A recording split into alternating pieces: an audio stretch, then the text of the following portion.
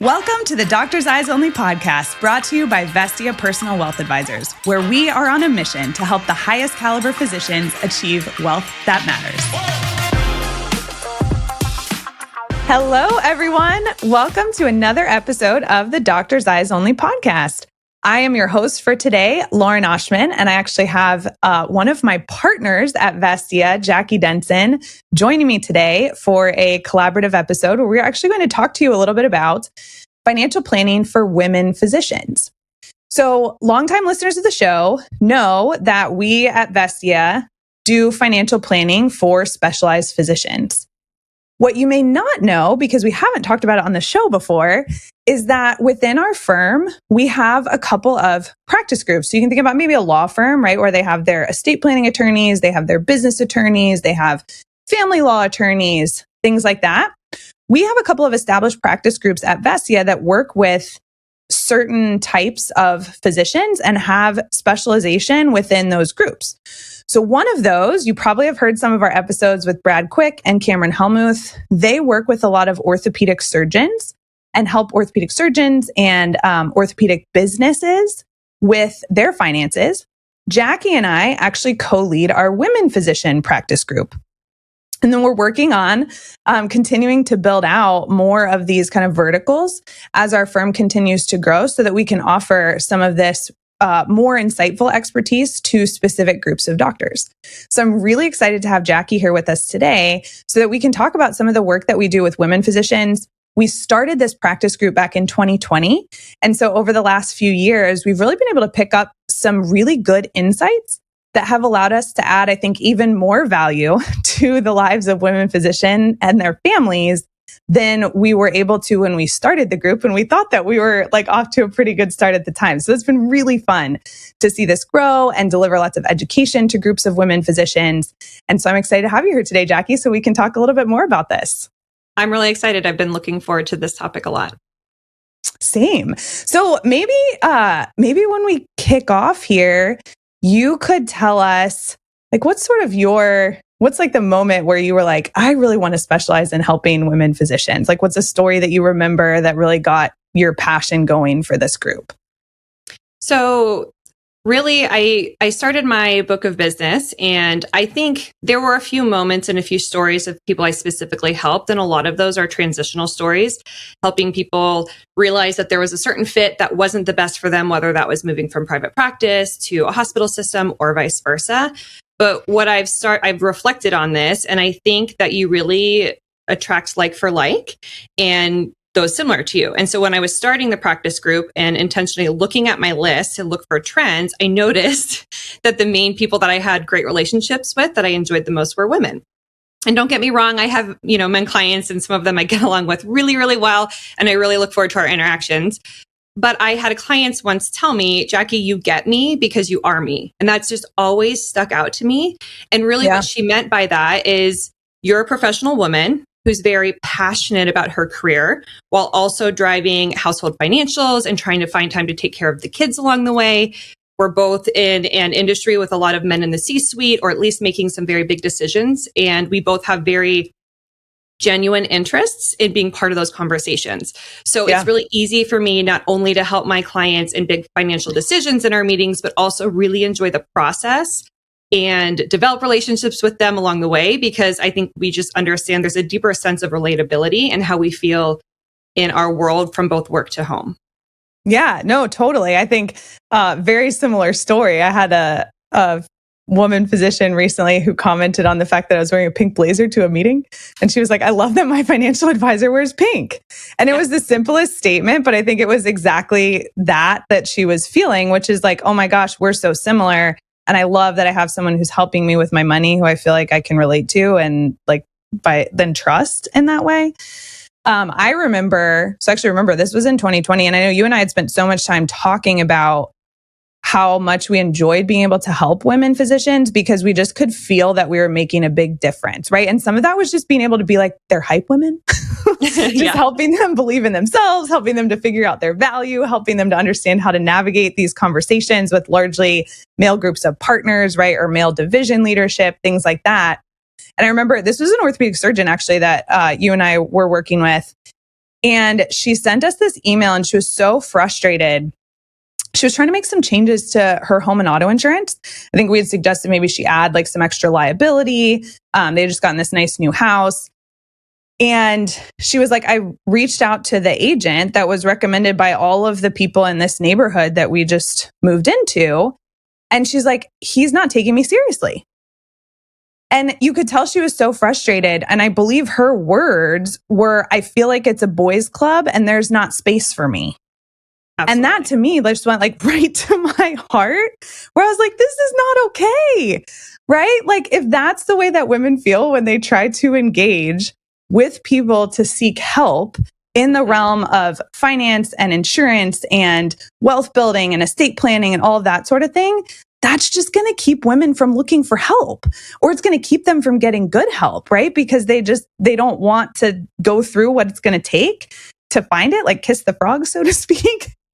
And so I love, and I think that's why we've seen so much growth in this area of our company is that very reason. So I think that's awesome. Yeah, I've heard so many stories like that. Especially I have some clients who just recently, they tell me, I called, I'm trying to move my accounts over, or I'm trying to take money out of my account and it's in my name, but maybe it's a joint account with my spouse and they're the primary income driver in the household.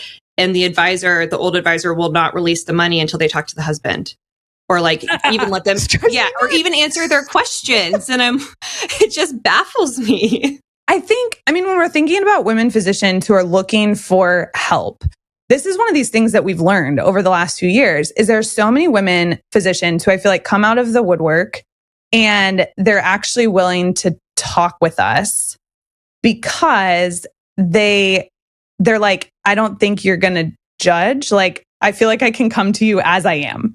Mm-hmm. I remember having a conversation with a friend, this was years ago, and she was like, I really need to get a house cleaner, but my house is too messy and I'm embarrassed. And I remember like chuckling through that, but like we've all had that feeling, right? Where it's like, well, I don't want to go do this until I do this first, right? Because I don't want to show up and have people think that I don't have it together. And I was actually just talking with the husband of one of my women physician clients. And I was talking about how impressed I always am because I know what's going on behind the scenes for her. She's the mom of a young kid. She's a partner in a cardiology practice. She's doing like a lot of other kind of side hustle type things. But I'm like, she always looks so put together and she always looks like she's managing it effortlessly. And I know that's not the case behind the scenes, but I have so much respect for the fact that she shows up and just makes it look so easy. And so I think that's what we all show each other, right? And that's what we all see. We all know that there's a different story going on behind the scenes, but we're like embarrassed to come forward with that. And that extends to finances as well. Yeah, well, it's a very vulnerable place to be. If you don't have everything together, it takes a lot to be vulnerable in that sense. And finance is a very serious topic and a very important topic. So I could understand how a woman would have this extra sense of, oh, I need to look like I have it together or know the answers before I talk to an advisor, which we're there for that exact reason, is because you can't. You don't have the answers and you need to learn more. Right. Well, and it's kind of like, I'll go to my doctor and I don't always know, like if I don't make the intentional, like have the intentional thoughts to make a list of like the medicines that I'm taking or like different points in time that I had, maybe different, like saw different specialists or, things like that. I'm not going to remember, right? Because that stuff is not in my everyday vernacular. I don't remember names of like antibiotics and I don't remember those things because I don't know them. And so I think that's what's really important for women physicians to understand is like, you can come to us and you can kind of give us the gist and we probably know what you're talking about because this is what we do all the time. Or we know what questions to ask to get the information that we need. Or how many times have we had like working meetings with new clients, right? We're like, hey, either share your screen and we'll walk you through getting the stuff that we need, or bring your computer in, right? If it's someone that we're working with in person, we'll help you get to the spots to get us the information that we need. And then once we have a sense of what's going on, like, I can't think of a time that I've ever had any kind of like judgment over someone's financial situation because I'm always just so excited that they're seeking help. And I feel like we have the ability to get them from where they are now to where they want to be. And we have the ability to like get their financial lives together in partnership with them. And I'm just always so excited for that opportunity.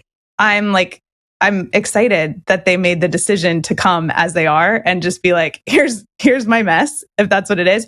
Or here's like everything that I have super organized and I just need to like figure out where my gaps are. Because we've seen that too, right?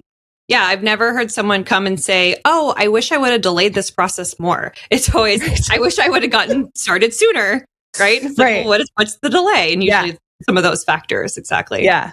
No, that's so true. And I love what you said too about like so much of your affinity for helping women came from the fact that you were helping them through life transitions. Because I think that is something that we see come through so much stronger with our women physician clients versus our male physician clients is like women start with what's important to them. Where I think men often come in starting with the numbers and they're like, how do I do better? Women often start with like, here's what's important to me. How do I like reflect that in the way that I use my money? Even if they don't put those words to it, I think that's oftentimes what women come seeking. And so starting with values and really getting to know that woman, that couple, that family is so much more important than just collecting all of the financial data off the bat. Yeah, I totally agree. If I think back to the last few conversations I've had, bringing on new clients or even talking to new people who are interested in this, the men are asking, how do I get to, put your number in here, X amount of $1 million in my portfolio to retire? And the women usually say, I want to be more financially savvy, or I want to understand more about finance. I feel like I don't know what's going on. And yeah, they're very different leading conversations. Mm-hmm. So, and I think leading with the values, it's very easy to get both. You can make sure the numbers make sense at the end of the day, but the process looks very interactive and educational along the way. So then they feel very comfortable in what we're doing together. Yeah, I love that. And that's actually one of the things that like you are so good at is educating as you're developing financial strategy and really taking the time. We just had this conversation with one of our colleagues earlier this week where like when you think about it as coaching versus planning or data gathering or like just, order giving, like saying like, okay, we're going to do this, this, this, this, and this. When you take the time to step back and educate and coach, you get so much better buy-in, right? And like, it's so exciting. It's like the knowledge plus action gives you real power to move forward and feel really confident in your financial strategy. And I think we see that like for women so often, the education gets glossed over for whatever reason. Like it's financial education is largely unavailable to physicians at a baseline. Yes. But then you take that one step further and specify women physicians and the financial education is almost non-existent, or the baseline level education that's out there already assumes a certain vernacular, right? That sometimes women have never been exposed to, but you're not going to raise your hand in a room full of men. Like I've been in this situation. You're not going to raise your hand in a room full of men and say like, oh, I don't understand that really basic thing. And so I'm going to ask this dumb question in front of everyone. Yes. Yeah, I totally agree. And I think the education, I think that's very empowering. So I love that at Vestia, we try to educate or coach. I love that term. I'm going to use that a lot more. Yeah. Them along the way and the decisions we're making. And also it gives you the permission to sometimes just get the answer. Like if we are, working on a values, foundation and we're educating along the way as we're getting to know our clients and making some of those big decisions, later on down the road, if they just need something really fast, like a really quick answer, and they email or text us or call us and say, hey, I just need to know, this is the situation, what should I do? And you don't have time to go through everything. You've already established the trust that you can just give them the maybe one sentence or two sentence answer. And they're like, oh, okay, she's got my back. She already knows my situation. She understands, she's customizing this, advice or recommendation. And I trust whatever, she's telling me. Yeah. I just had this week, actually. I was evaluating a pension situation for a client. She left her old practice and is starting a new one. And she was trying to figure out, what do I do with my pension? Do I leave it there at the old hospital system or do I cash it out and invest it? And I went back and looked at her goals. thought back to some of the priorities and things that are important to her in terms of risk and timeline and other stuff, and ended up just giving her a really quick recommendation. And what's interesting is the recommendation that I did this last year for a different client was completely different because every client is so different. Yes. Well, and that's where starting with those values is really the key. And this is true Vestia wide, by the way. This isn't just something we do with women physicians. We believe so much in this as the foundation of financial planning. This is what we do at the firm as a whole, is we start with those values because we realized once we started doing that, we were not creating the same plan over and over and over, despite the fact that sometimes on paper, people's financial situation, family situation, et cetera, looks relatively similar. It's so dependent on not just your goals and your values, but also like your history, kind of like your hard wiring with money, right? If you grew up in an environment where money was really scarce, then you have a very different kind of set of or filters through which you make your financial decisions and a different set of fears than someone who grew up in an environment where money was abundant and wasn't really something that like had to be a driver of day-to-day decisions. And so I think all of that is so important. And I love that you said like that kind of gives you the permission then to like be really efficient because you've taken the time up front to really develop this strong partnership and relationship built on trust and like really deep knowledge. And so then like it's so much more efficient going forward because you just know like you have that physician and their family's best interest at heart and like she implicitly trusts you. Yeah. I think that's awesome. So one of my favorite pieces of data about women and finance is when we start thinking about women and investing. And while self-reportedly, most women physicians will tell us that they don't understand the basics of investment. And when I made reference earlier to like, you might not raise your hand and ask that question in a room full of men who maybe already know the answer, right? Something very simple, like what is a stock? What is a bond? You feel very comfortable, like behind closed doors with your financial advisor, who you trust, who you feel like is like you, to just be like, you know, we'll ask, do you know what I mean when I say bond? And they'll just say, no, it would be helpful if you could explain that. And so we can really start from those basics. But once women have the confidence to take action in investing, there's data from Fidelity that shows that women actually outperform men in their investment accounts. So what do you think? Because I know you're on our investment committee, you've spent a lot of time looking through this data and, you know, making kind of your own anecdotal observation. What do you think contributes to that? Or what do you think drives that? There's several factors. And again, this is not me picking them up, but some of it is, I think, general tolerance for risk. And I think that the world has given us the sense of, you know, this stereotype of women are not as risky as men. And there is a little bit to that, but it's not the full picture. Women tend to trade less in their portfolios. And which means they tend to, you know, buy and hold more. Men make more trades. So they're more often going in and saying, I'm going to sell this and I'm going to buy this. And that inherently gives you a riskier portfolio. So women are going to spend more time statistically looking at their options, evaluating them, finding the education if they don't know, to then make a decision. And then they're just more likely to stick with that decision, where men who are doing their own maybe investment trades are going to be trading much more frequently. And we know the data says that trading more often isn't necessarily more efficient. Yeah. One, it could be more costly, but also you're trying to chase the market and chase returns. And unless you have a crystal ball, you're not sure. You're usually acting a little too late to be efficient. So that's one of the things I think is just the amount of times that men trade in their portfolio.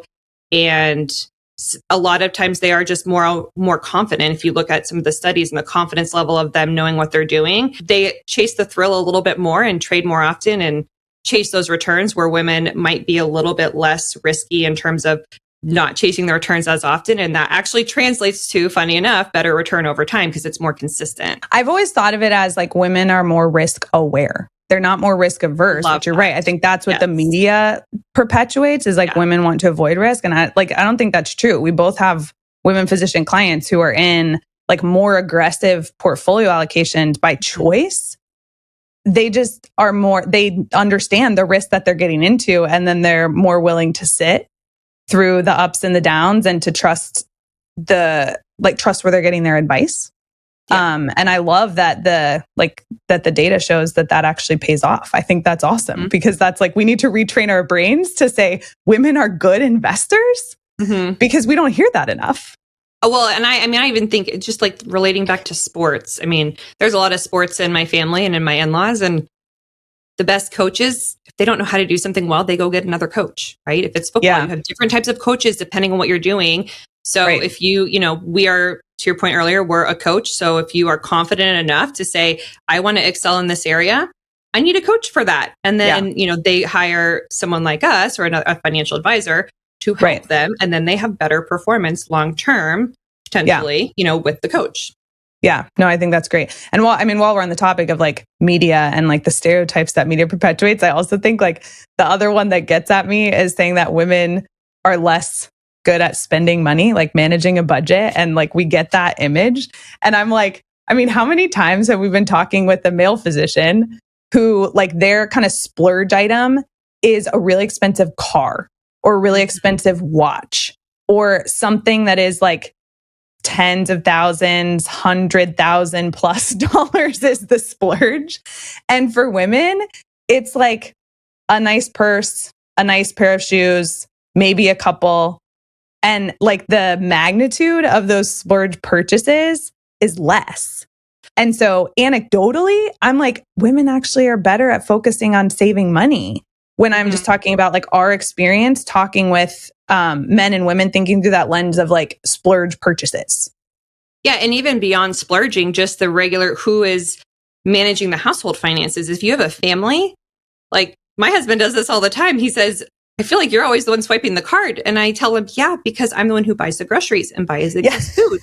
And like, so if you just look at the Amazon packages, not what's inside of them, the actual just amount of packages we receive. Yes, I am responsible for 90% of them, but over half of them are household or stuff for the kids. They're not so true. It's like we need more toothpaste and I don't have time to stop at the store during like regular daylight hours. So I just pull out my phone in the middle of a busy work day and I order the toothbrushes or the toothpaste or the diapers or whatever. Yeah. We're more often than not, they're the ones doing most of the spending for the household and it doesn't always have to be those big ticket items. Yeah. So again, I think some of this is just like retraining our brains. And like back to what I said in the beginning, like we get to be hype women for these women physicians. We're like, look, women are good with money. Women are good investors. I think the gap is really just it's knowledge. And that's what leads to the gap in confidence. And so if we can close that gap, and this is where like you and I both love, in the next 2 weeks, I think we have like 3 or 4 educational presentations in front of hundreds of women physicians between the two of us. And that's the kind of stuff that we love doing because it's like when you can take a room full of women physicians and give them a little bit more education that previously wasn't available to them, they're so empowered to go take action. And we know when women take action, they get results when it comes to their money. Yeah, I love that. That's one word that I've always latched onto is the empowerment. And that's what I think we do really well. We empower them to be good at their just understand what they're doing well.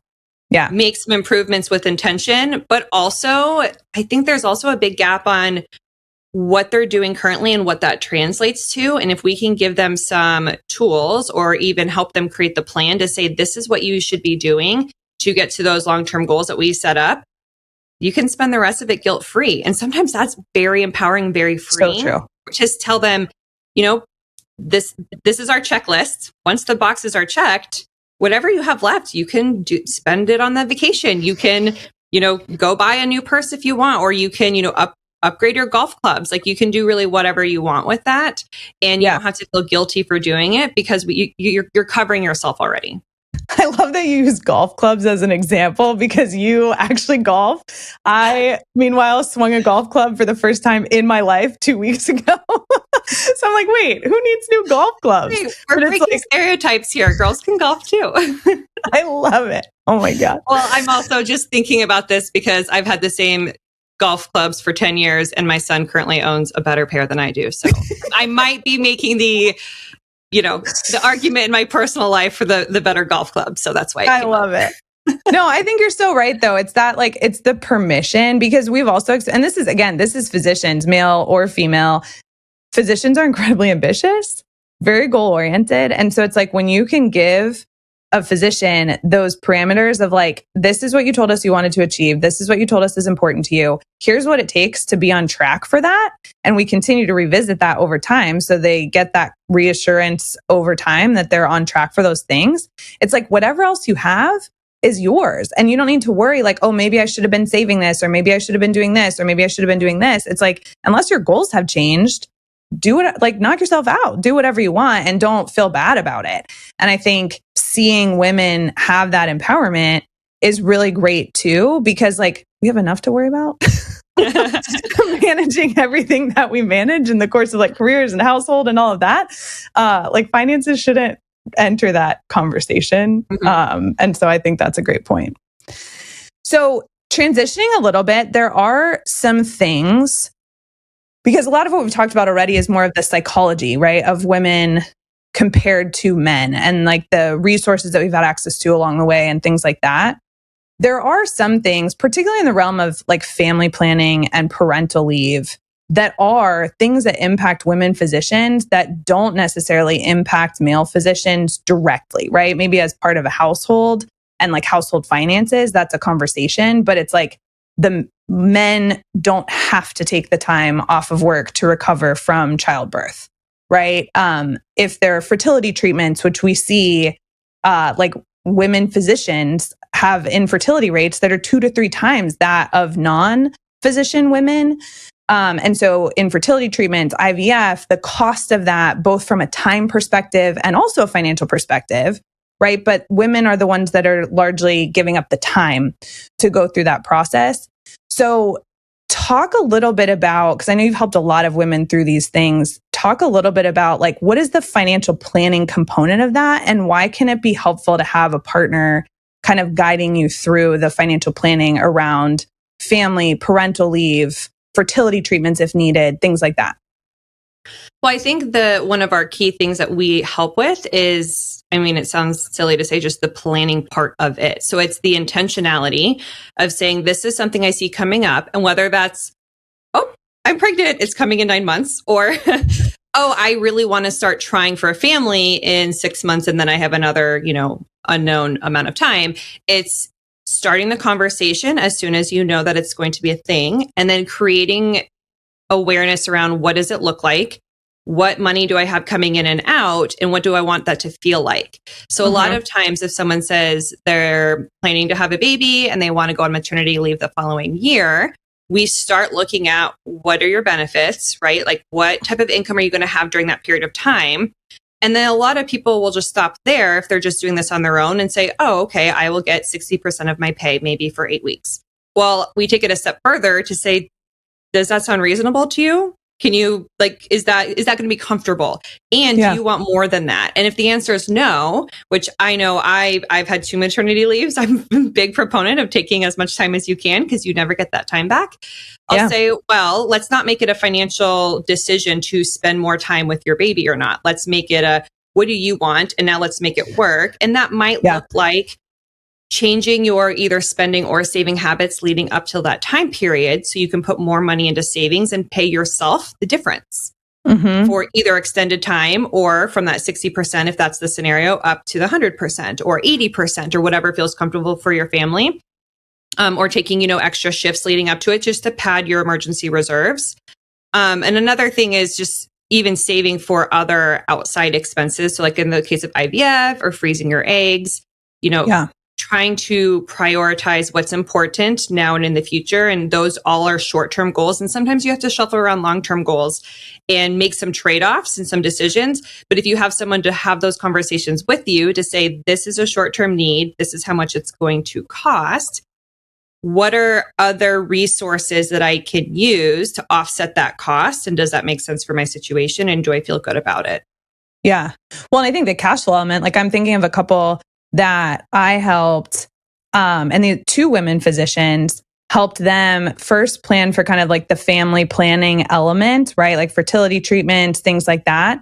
And then rolling that cash forward. It's like, okay, once we have enough banked for that, then we're probably going to be expecting a baby in a certain amount of time. And so we're going to roll that cash forward because we're going to need to then pay for childcare, right? A nanny or daycare or whatever. And then our plan is to roll that cash forward again once the child is able to go to public school based on where they live and based on their plan to saving for college. So that's going to become, so it's like the same dollars, just repurposed a couple of different times, which again, like they came to me very daunted about the expense of all of this and just thinking like they made good money as two physicians, but like, how are we actually going to manage this? Because it's so overwhelming. And like, do we need to live in a hovel to be able to make all of this happen? And then laying out actually the cash flow and then looking at like, you know what? It actually works really well if we can just repurpose this along the way. I mean, you could see the tension leave their bodies as we started that meeting to where we ended that conversation, because they just didn't even see what was possible until we were able to lay it out in that way. Sometimes it takes thinking outside the box or just walking through it. I actually had, no joke, a client a couple years ago in a phone call ask me, Jacque, can I afford another kid? Like she was literally wanting to have another child, was worried financially that she couldn't afford it and was going to let herself change potentially the dynamic of their family and the number because she was just worried about the finances. We just have a lot of sessions to show her that it was possible. And I won't lie, one of the ways we made it possible was a job transition, but that was like the last straw. There were so many other things that were not a good fit in her current role. And that was the last thing that I'm like, if this is the deciding factor, then, and that's something that's really important to you, we might need to find another solution. Yeah. And we did. Well, and I think that the thing that I love that you highlighted there is that we have the benefit of a lot of reps and observing this in a lot of households and a lot of families and with a lot of women. And so very similar to, I would imagine, a doctor, right? One of the reasons that I trust my doctor is because I'm like, I'm not even close to the first time that she has had this conversation. Right. And so she's going to understand things with the depth that I'm not going to understand. And she'll be able to cut right to the chase of like, this is what you should try. And here's why I think this is going to work best for you. Yeah. And it's not just because she knows me and like knows the realm of medications or therapies or whatever that are available for whatever we're talking about. It's also because she has seen this over hundreds of patients. And so she's like, oh, I know what works and what doesn't. And like, I also have the ability to know like, what we could try and then how we could adapt if needed as well. And that gives me a lot of like peace of mind when it comes to my health. And so like you turn the tables and think about that from a financial perspective, that just makes so much sense when it's a doctor and a financial advisor. All right. So the last thing, negotiation and compensation and getting paid your value is such a topic of conversation when we talk about women physicians. And I know you and I did this series for a group of women cardiologists, and I was doing some research on compensation for like women cardiologists compared to male cardiologists and just like looking for some data because, you know, obviously we know how to benchmark pay and different things, but I was looking specifically in cardiology. And there was this fascinating study that had come out in the Journal of the American Medical Association, Cardiology, talking about this $2 million wealth gap over the course of a career between women cardiologists and male cardiologists, as in women would finish their career with $2 million less in wealth than their male counterparts. And when I saw that, it was astounding. Then I read further, and what was fascinating is that $2 million gap stemmed from a difference of $21,900 in starting compensation. That's as in a male going to the negotiating table and asking for $22,000 more, or a male being offered $22,000 more to start, whether or not he asked for it, because so much is based on like future increases and things in compensation are based on that starting salary number that amounted to, over the course of a career, over $2 million. So that just made it even more apparent to me that we need to be having these conversations with our women physicians to help them understand their worth, to help them with the tactics to ask for that, right? To assert their value, to ask for that in a non-threatening way, right? And you said it earlier, like you and I both have the benefit of we have been at the negotiating table with men because we are in a male dominated industry in finance. And so being able to bring that experience where I actually negotiate frequently on behalf of our company to our physician clients and say, not just here are negotiating tactics for physicians, but here are also negotiating tactics that work for women, and then filling that like hype role and helping a woman just like believe in herself when she walks into that room is hopefully going to make a difference. So I guess talk a little bit about the process of you bring in a new physician client and, you know, we're kind of looking at benchmarking because that's one of the things we check with all of our physicians, right? We ask for their RVU data. We ask for as much data as we can to say, like, are you being compensated where you should be? And if not, what's our plan to try to advocate when you come up for contract renewal or whatever? So talk a little bit about like, how do we figure out worth? How do we work that into the financial planning process? I mean, if you are coming from a different position where you have data, obviously that's a very good starting point. Not very many, I mean, people know that they have access to their RVU data, but you do have a right to collect your own information. So it's not always, you know, disseminated out just without asking, but definitely grab your information so we can use that. I also then will ask my clients to write down all of the things that they're not billing on. So I'm like, you know, if it's, even if it's not a CPT code, what are you doing? Write down everything you're bringing value to this program. And if you're just going into practice, that's okay. That could be stuff that you did in your residency program too. So if you write down the value that you can bring to a department, whether like volunteer positions you're talking about, and I'm using volunteer in air quotes, like volunteer, things that you're not getting paid for, but you're doing that add value to your department, your practice, et cetera. Yeah. I mean, there's always stuff going on behind the scenes, data that's being collected by these hospital systems. And you can look and see what have you been a part of that has maybe increased patient retention or increased the surveys on, you know, how patients are, ranking their doctors. And there's just different things that a lot of people have their hand in that they don't sit back. Or like hospital committees that you might be on, like things like that, initiatives that you've led for the practice. Anything administrative where it takes your time away from clinical stuff, whether you're being paid or not, like those need to go in a list and you need to have those ready to go to the table and ask for extra stipends. Because even if you have a hospital system that says, oh, this is, you know, blanket, we pay everyone the same. Okay, well then give me a stipend for the extra things that I'm able to do on top of that. Yeah. So there's a lot that you can do with data, but then the other like quantitative stuff that you can add to it, I guess. And then I always like, if you are negotiating, there's a lot of different tactics to try to get what you want. You have to rank your priorities. What is the most important thing to you? I would hope that compensation will be high just because of what you talked about with the gap. And maybe you give up a couple other things to end up getting your starting or your signing bonuses or your recurring bonuses a little bit higher. So you rank the things that you have in your contract. I like to do green, yellow, red, because it's very easy. Yeah. And then, you know, you can go in and you can be asking for certain things and you ask for more than you want but you make sure you prioritize what it is you're asking for. And if the higher salary is what you need, especially based on if you are being underpaid in those, you know, in that data, in the percentiles, you put more emphasis on that. And maybe you're willing to let a couple other things go.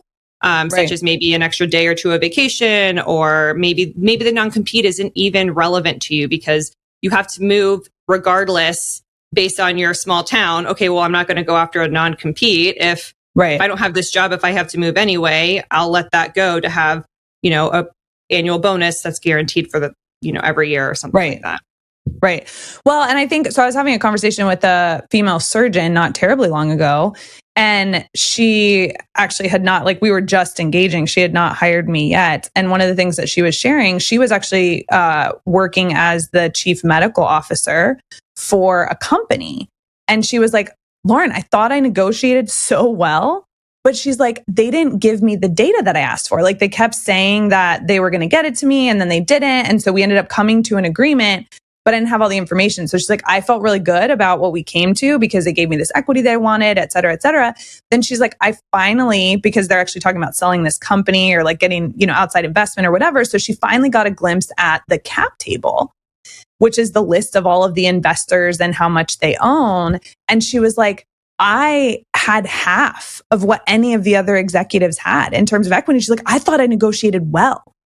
And so I told her, I said, here's one of the benefits of having me involved having an advisor who you trust, who can help you advocate for yourself, is I was like, you can make me the bad guy, or in this case, I'll say the bad, like, I'm not a guy, right? But you can pin that on me and just say, hey, my financial advisor won't let me agree until she sees this data, right? Or like I feel good about this, but my financial advisor really wants to double check things for me. So I need to get this data before I can sign. When you have that, it's like, I always think about in high school, like when there was something that people wanted you to do and you didn't want to do it, you would just say your parents wouldn't let you. And then you would just start griping about like how your parents wouldn't let you. So it didn't out you for not wanting to go in the first place, right? Or being like not wanting to put yourself in that situation.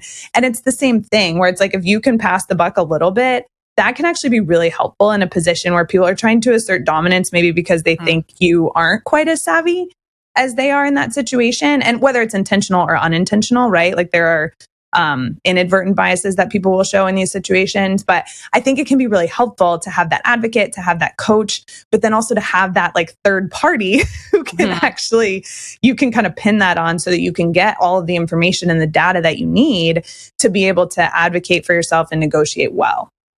Yeah. So is there anything else as we wrap up here, like any kind of parting thoughts about just, women physicians, our work with women physicians, or any encouragement you would offer to listeners today?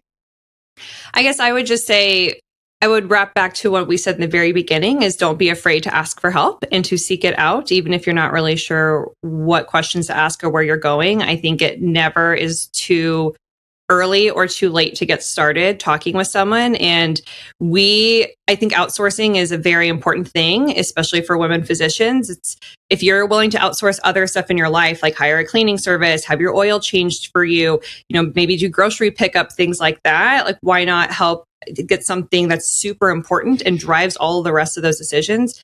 Get some financial help and, advocate for yourself and get assistance. I know none of us are not willing to take a 10-minute phone call just to get someone on the right track or answer some basic questions they have, point them in the right direction. So I think just feeling empowered to take that first step and not being afraid. Yeah, no, that's such a good point. Like, and think about how much resource we put into like having house cleaners, having groceries delivered, having a therapist, having a trainer. I mean, all of these things, right, that contribute to our overall health and sanity. Your financial health should be just as important as your physical health and well-being. And so putting the investment there to make sure that you have a trusted partner, to make sure that you have someone who can kind of spot check and sanity check the things that you're thinking about, encourage you, keep you on track is worth an investment. Like Jacque said, we are always more than happy to give someone 20 minutes of our time to answer questions, maybe talk you through a financial challenge, see if it could be a good fit to pursue a partnership like one we're talking about with a financial advisor who can actually help coach you as a woman physician. So if this is something that you are interested in, you don't have this today, you're interested in talking with one of us, you can email my team at vestia.com. Just say that you heard this episode, say that you want to talk with Lauren or Jacque. We will get you in the right place to get scheduled on our calendars. We also both have Instagram accounts where we share financial tips, share some encouragement, and Jacque also has some fun wine education because that is kind of her side passion. Her mom owns a wine store. She's very knowledgeable about wine. So if you would like to follow Jacque, it's Wine and Wealth Chick on Instagram. We'll link to these as well. If you'd like to follow me, it's Med Money Maven on Instagram, so you can connect with us there. And then finally, if you're interested in a workshop, like if you are a part of a group of women physicians, if you have a group of women that you want to get together for some financial education, you can email us and we'd be happy to talk with you about that as well. So please do subscribe to the show. Thank you so much for listening today. We actually have some fun interviews coming up with some women physicians who are going to be able to educate us in some different realms, either related to finance or related to other exciting things that they're doing with business. If you subscribe, you'll make sure that you get all of the updates so that you don't miss any of our great content to come. Thanks so much for listening. We'll see you next time. Thank you for listening to the Doctor's Eyes Only podcast. We hope today's conversation advanced your journey toward wealth that matters. Make sure to follow and subscribe so you don't miss a single one of our amazing episodes. Thanks so much, and we'll see you next time.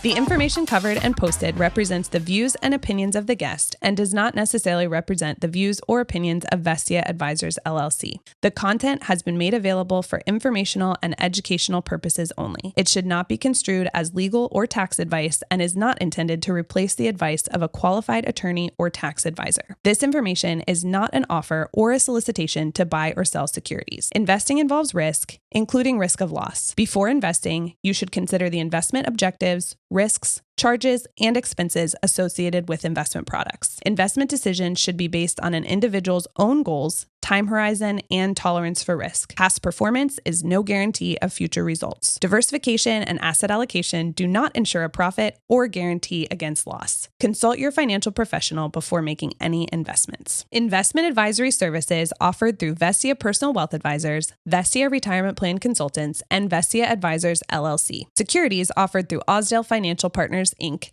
5187 Utica Ridge Road, Davenport, Iowa, 52807. Member, FINRA, SIPC. Vestia Personal Wealth Advisors, Vestia Retirement Plan Consultants, Vestia Advisors, LLC, and Osdale Financial Partners, Inc. are independently owned and operated.